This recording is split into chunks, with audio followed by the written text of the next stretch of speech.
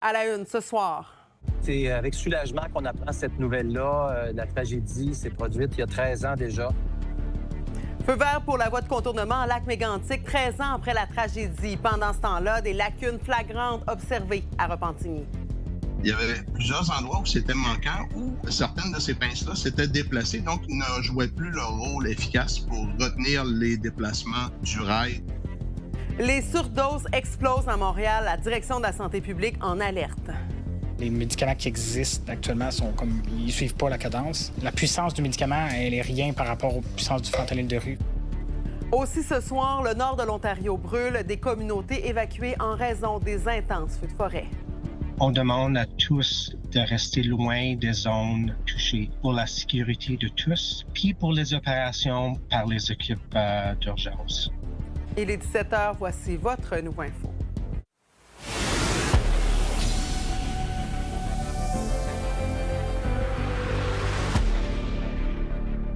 Bon jeudi tout le monde. C'est une étape marquante à Lac-Mégantic. L'Office des transports du Canada donne le feu vert au projet de voie de contournement à la voie ferrée. 13 ans après la tragédie qui a tué 47 personnes, brûlé une grande partie du centre-ville, le trafic ferroviaire sera donc détourné. Lily, la population de Lac-Mégantic, bien sûr, est soulagée, mais c'est un projet quand même qui divise.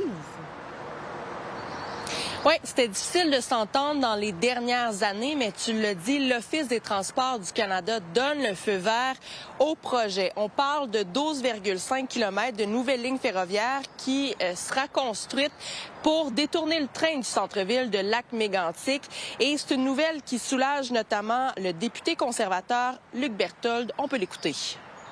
Et on est soulagé que finalement l'OTC ait pris en considération non seulement les gens qui veulent la voie de contournement, mais également les craintes et les inquiétudes des gens qui sont contre, notamment pour l'eau potable, notamment pour les milieux humides, et qu'elle a décidé d'émettre des conditions qui vont faire en sorte que, je l'espère, tout le monde un jour va se rallier autour de ce projet-là.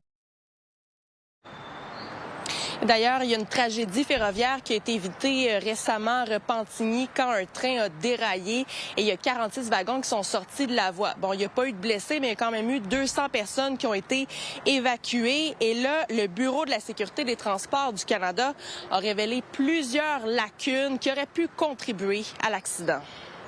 Le 5 juillet, en fin d'après-midi, un train a déraillé dans le secteur Le Gardeur à Repentigny. Il n'y a pas eu de blessés, mais les résidents restent marqués par les événements. Le son que ça a fait, ça va rester en dedans de nous là, très longtemps. Là. C'est sûr qu'on se rappelle Mégantic. Hein? Le Bureau de la sécurité des transports du Canada a révélé dans une mise à jour que plusieurs traverses ne sont plus perpendiculaires au rail, mais surtout des anti-cheminants ont été déplacés ou sont manquants sur la voie, comme on peut voir sur ces images. La chaleur de cette journée aurait aussi pu jouer un rôle dans le déraillement. La chaleur, elle, va effectuer des forces d'expansion sur l'acier des rails. Donc, les rails vont prendre de l'expansion, ils vont se déplacer. Le rôle des anticheminantes, c'est de pincer le rail après les traverses de bois pour éviter justement qu'il y ait un déplacement excessif du rail. Si les anticheminants sont tous bien placés, le rail reste en place partout, donc il n'y a pas de force qui s'exerce à des endroits plus qu'à d'autres. Lorsque les anticheminants sont manquants ou déplacés, ils remplissent moins bien leur rôle ou pas du tout s'ils sont plus là. Le BST a d'ailleurs transmis un avis à Transport Canada pour vérifier l'intégrité de la voie ferrée de la subdivision de Joliette du CN. Le maire de Repentigny, Nicolas Dufour, interpelle directement le ministre fédéral des Transports. On est extrêmement préoccupé par la situation puis les éléments nouveaux de l'enquête qu'on a eu ce matin de la part du Bureau de la sécurité des transports.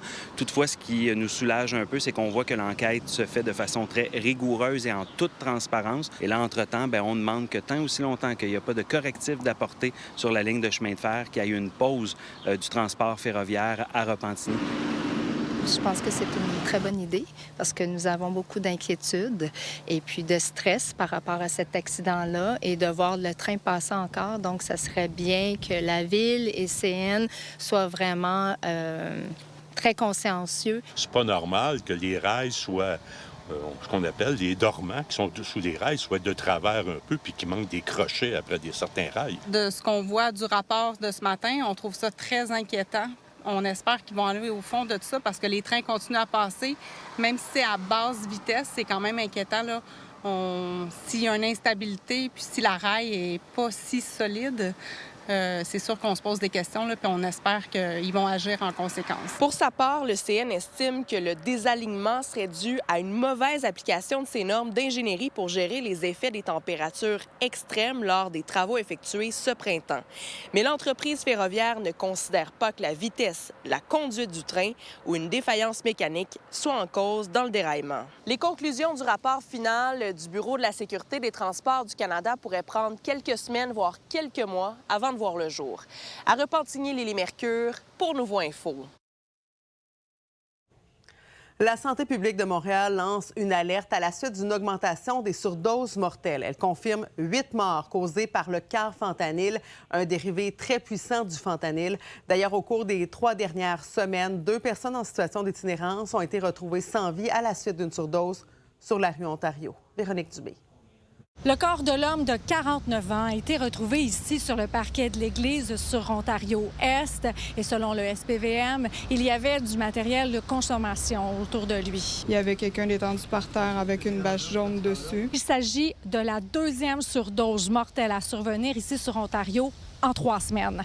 Chaque jour, des gens un peu partout dans nos entrées de commerce, à terre, inconscients, des seringues dans les bras. D'ailleurs, le pharmacien au coin de la rue est débordé. Il dit qu'il ne fournit pas en méthadone, en dilodide et en trousse de naloxone. On va aller le rencontrer. J'ai dû doubler, là, même un peu plus, là, ma quantité de naloxone là, que je garde en stock. Le double par rapport à il y a 2-3 mois. Là. Certaines surdoses deviennent ainsi irréversibles en raison de la puissance de la drogue de rue. Le fentanyl de rue est contaminé. Il rajoute des tranquillisants à chevaux, puis il n'arrête pas d'augmenter le fentanyl avec du carfentanyl, entre autres. Ça varie en fonction de la couleur du fentanyl. Puis de ce que mes patients mentionnent, ils veulent avoir la dose la plus proche de l'overdose parce que c'est là qu'ils ont le plus grand buzz. Fait que là, ils surfent sur la limite, mais tu sais, il y en a qui font des overdoses puis qui s'en ressortent puis qui viennent nous voir. On m'a réanimé 6 fois hier, j'ai fait 6 OD. Et ceux qui tentent d'arrêter de consommer doivent prendre une quantité astronomique de médicaments. Les médicaments qui existent actuellement sont comme ils suivent pas la cadence. T'sais, ça prendrait des doses astronomiques de dilodide pour pouvoir vraiment soulager le sevrage. Selon mon inventaire, ça va me durer peut-être 1 mois. C'est challengeant. La Direction de la santé publique de Montréal lance aujourd'hui une alerte surdose. Elle confirme qu'il y a eu 8 surdoses mortelles impliquant du carfentanyl depuis le mois d'avril. Il y a plein de choses dans ces mélanges-là. Alors les gens peuvent pas savoir ce qu'ils consomment souvent et puis ce mélange-là augmente les risques. Et puis on voit quand même que parmi les personnes qui décèdent de surdose dans les dernières semaines, il y a une surreprésentation de personnes en situation d'itinérance. On est dans un moment qui se prolonge de risques plus élevés avec des substances très toxiques. À moins de 500 mètres de là, il y a l'organisme Spectre de rue. Depuis quelques semaines, alors qu'avant c'était ouvert jusqu'à 18h30, les gens doivent quitter à compter de 15 heures. Donc, ils ne peuvent plus tester leur drogue et ne peuvent plus non plus consommer de façon supervisée. C'est important d'avoir des endroits où les gens peuvent tester, idéalement 24 heures sur 24. Malheureusement, la directrice de l'organisme n'avait pas les disponibilités pour nous accorder une entrevue à la télé. À Montréal, Véronique Dubé pour Nouveau Info. Le nord-ouest de l'Ontario brûle depuis plusieurs jours maintenant. 6 communautés ont été évacuées, dont la Première Nation de Collins, qui a complètement été détruite par les flammes. Plus de 160 incendies ravagent tout sur leur passage. Et présentement, il y a une épaisse fumée qui étouffe presque toute la province. Juliette Poirot.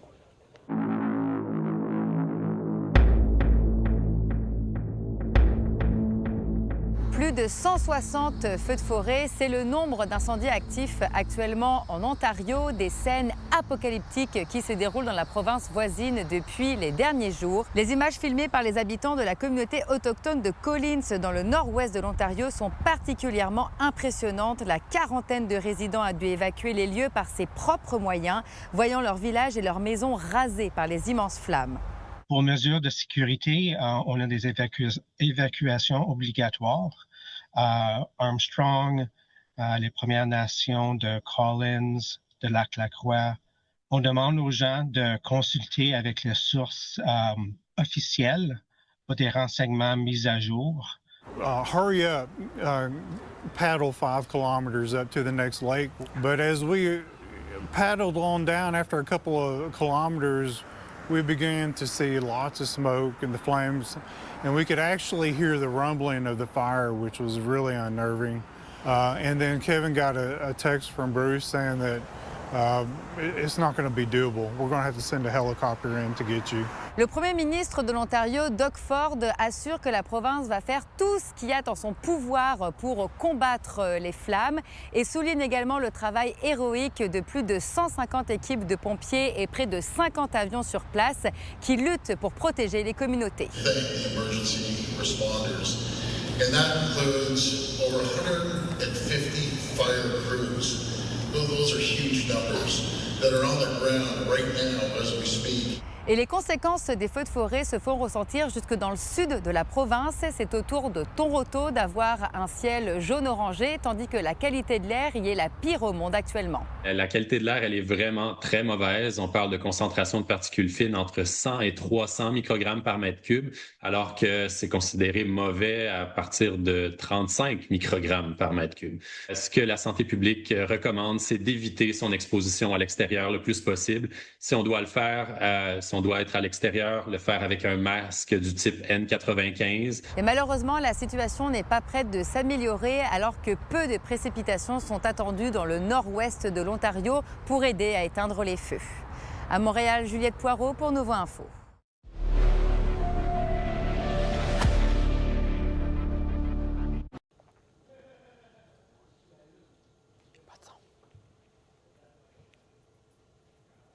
Bonjour, Victor. Bonjour, Marie-Claude. Ça fait longtemps que les gens de Mégantic l'attendaient. En tout cas, la plupart des citoyens qui ont, entre autres, été touchés par la tragédie ferroviaire il y a 13 ans. Finalement, feu vert pour le projet de voie de contournement. Est-ce qu'il était temps qu'on tranche dans ce dossier-là? Il était vraiment temps qu'on règle ce dossier-là. Les gens de Mégantic le savent mieux que nous. Hein. Ça a été un dossier extrêmement difficile en termes d'acceptabilité sociale partout dans la région, parce que, dans le fond, ce que l'on cherchait à trouver, c'était une façon de sortir de cette zone du centre-ville de Mégantic pour le transport ferroviaire.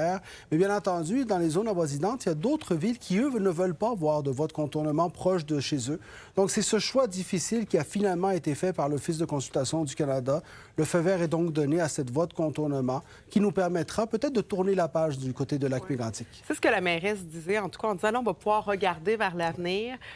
Pour les autres communautés maintenant qui sont touchées par ce projet-là de voie de contournement, comment on fait pour mieux faire passer la pilule? Ça va être difficile parce qu'il faudra accepter que cette voie de contournement-là est la meilleure des solutions, peut-être la moins pire des solutions pour d'autres. Ultimement, ce qu'on a besoin, c'est de s'assurer du bien-être de la majorité de la population de la région. Je pense que c'est l'objectif qu'on atteint avec ça. Et vous savez, il y a toujours un peu de ce syndrome. On ne veut pas avoir de voie de contournement, on ne veut pas avoir de voie ferrée dans nos cours, mais en même temps, comment est-ce qu'on transporte ces différentes matières? La voie ferroviaire est quand même plus intéressante que la route, par exemple, ou que d'autres voies. Et cette question-là va certainement continuer à se poser ailleurs. Je veux qu'on parle aussi de ces investissements annoncés aujourd'hui par Mark Carney. 2 milliards de dollars pour 190 véhicules blindés. Est-ce qu'on est en train de relancer, je dirais, une économie de guerre au Canada? Je ne parlerai pas nécessairement d'économie de guerre, mais c'est clair que l'économie de la défense est l'économie de l'avenir. Pourquoi ça arrive? Parce que Donald Trump, d'une certaine façon, a dit à la planète au complet, nous ne serons plus ceux qui seront forcés de vous défendre.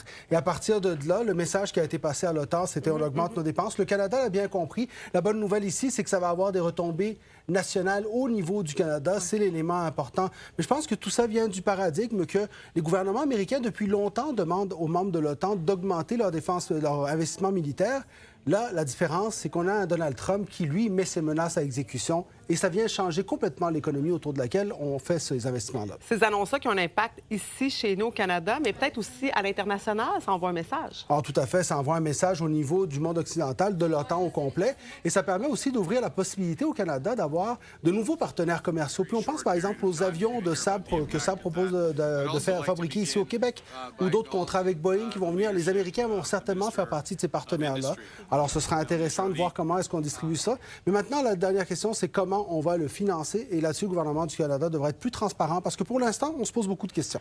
Parlant de transparence, Charles Milliard, chef du Parti libéral du Québec, aussi a fait un exercice de transparence. Oui, très rapidement, hier, Charles Milliard a sorti la liste de tous ces candidats qui avaient donné à d'autres partis, après ce scandale de la candidate libérale dans Laval-des-Rapides qui avait donné au Parti québécois. Donc, on fait preuve d'une grande transparence et en même temps, on évite le supplice de la goutte, Marie-Claude, parce que chaque candidat qui donne ailleurs, c'est une possibilité pour les autres partis de sortir là-dessus. Ici, ce qu'on a fait, c'est qu'on a dit, regardez, voici toute l'info. Ouais. On est juste avant les vacances de la construction, ce sera oublié. Alors, on contrôle le message. On contrôle de ne pas perdre le contrôle du narratif, qu'on parlera d'autres choses surtout. Merci beaucoup, Victor. Merci, bonne journée. Aux États-Unis maintenant, le président américain va prononcer un discours à la nation à 21h ce soir. Donald Trump promet des révélations sur le système électoral américain. Dans le passé, il a répété que le processus de vote est corrompu au détriment des républicains sans fournir vraiment de preuves. Les opposants du président Trump redoutent que son allocution serve à discréditer le système électoral à l'approche du scrutin de mi-mandat qui s'annonce plutôt difficile pour les républicains. Parlons maintenant du déluge du Saguenay qui a laissé des blessures toujours vives dans le cœur des sinistrés, même 30 ans après la tragédie. 10 personnes ont perdu la vie lors des événements de 1996. Elles ont laissé derrière toute une population en deuil qui a dû tourner la page après avoir perdu des proches, mais aussi leur maison. Sarah-Léa Bouchard. Je revois surtout 2 prénoms dans la bouche de mon père, dit comme on appelle quelqu'un qui ne répondra plus. Mathieu, Andrea. À seulement 5 ans, Jason Paquet-Garceau a perdu son frère Mathieu et sa sœur Andrea, tous deux emportés par un éboulement qui a enseveli leur maison à la baie.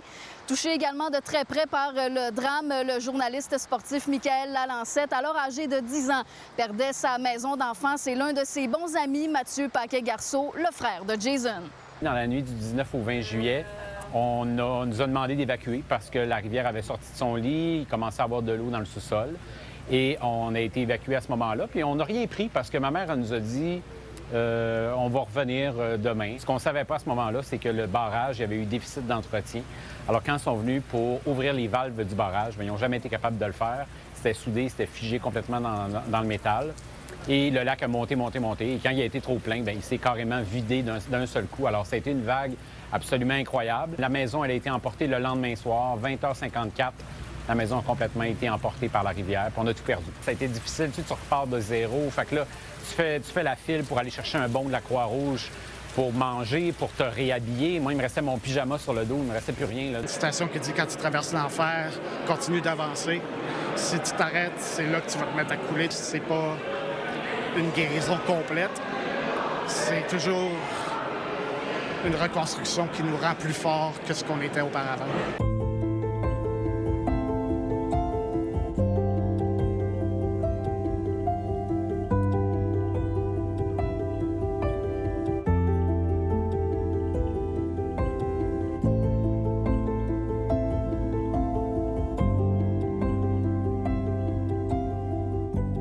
Écrire leur histoire, mais également celle des autres, s'imposait à eux comme une évidence.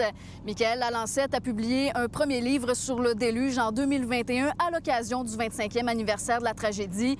Aujourd'hui, Jason Paquet-Garceau rend hommage à son frère et à sa sœur avec Entre chaos et lumière, qui sera officiellement lancé le 20 juillet prochain au Musée du Fjord. Je me suis rendu compte que justement, de garder ça pour moi, ça aurait été un peu égoïste en quelque sorte. C'était un peu comme une thérapie. Puis à force de l'écrire, je me suis rendu compte, je voulais que ça apporte du bien aux gens.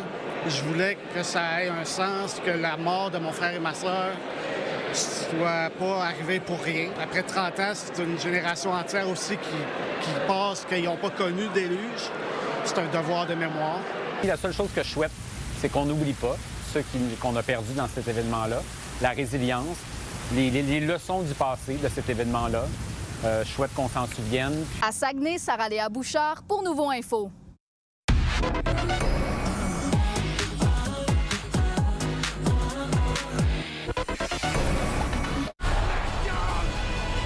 Qui ne comprend pas la souffrance? Le sang. Les dieux t'avaient prévenu. Alors je défie les dieux. Salut Raphaël. Bonsoir Marie-Claude. Alors l'Odyssée du réalisateur Christopher Nolan sort demain en salle. C'est un film qui est attendu. C'est l'un des films, Marie-Claude, les plus attendus de 2026. Christopher Nolan qui revient 3 ans après Oppenheimer, qui était un film marquant. Il nous présente son 13e long métrage en carrière. Et on nous plonge dans ce mythe grec des poèmes d'Homère, où on est après la guerre de Troie. Et ce qui marque de ce film-là, évidemment, Marie-Claude, c'est la solide distribution que nous présente l'Odyssée. Entre autres, Tom Holland, Matt Damon, Zendaya, Anna Thaoué. C'est peut-être pour ça que ça a coûté aussi cher, ce film-là. On parle d'un budget de près de 250 millions de dollars américains. C'est le film le plus coûteux de l'histoire de la carrière de Christopher Nolan. Donc, c'est présentement à l'affiche dans certains cinémas, mais ça va prendre l'affiche officiellement demain. Et Raphaël, tu as aussi visité les coulisses de Cats in the Plateau, une nouvelle série qui sera diffusée sur Crave. 2 éboueurs du plateau Mont-Royal qui sont tannés de leur vie d'éboueurs, sont tannés, ils ont le goût de faire de l'argent, qui décident de consommer de la drogue, mais aussi de vendre de la drogue. Et ils vont rencontrer Philomène, qui est une vendeuse de drogue dans le village. Philomène qui est incarnée par Sarah-Jeanne Labrosse. Je lui ai parlé sur le plateau de tournage, puis elle a eu une transformation pour ce rôle-là. Cheveux coupés, bleachés et nez percé. Philo, c'est Philo, puis je me disais, ce serait cool qu'elle détonne. Fait que j'étais allée avec les cheveux courts, les cheveux bleachés. Ils m'ont dit, tu vas avoir un anneau dans le nez. Fait que là, finalement, j'étais allée faire percer mon nez pour de vrai. Ah ouais? Comme j'avais le goût de, tu sais, Philo a peur de rien, puis je me disais, je me mettrais pas à avoir peur moi-même. C'est de mon plein gré, mais pour vrai, j'ai l'impression que c'est un cadeau de nous laisser nous transformer. Ouais. C'est tellement tough d'avoir le temps de créer des personnages. Si ça passe pas par les cheveux, puis les costumes, puis tout ça, je sais pas par où ça passe. T'sais, on n'a pas 6 mois pour se changer de corps. Ce qu'elle me disait, c'est que ça va s'écouter comme un sac de jujubes surettes, cette série-là. C'est divertissant, autant c'est un suspense, mais on rit tout le temps. C'est une série qui est en anglais, donc il y aura évidemment plusieurs répliques en anglais pour Sarah-Jeanne Labrosse, quelques répliques en français. Ça va sortir en 2027. Cats in the Plateau. Lisanne Nadeau, aussi créatrice de contenu, qui va rayonner comme c'est son premier grand rôle en fiction. Oh, j'ai hâte de voir ça. 2027.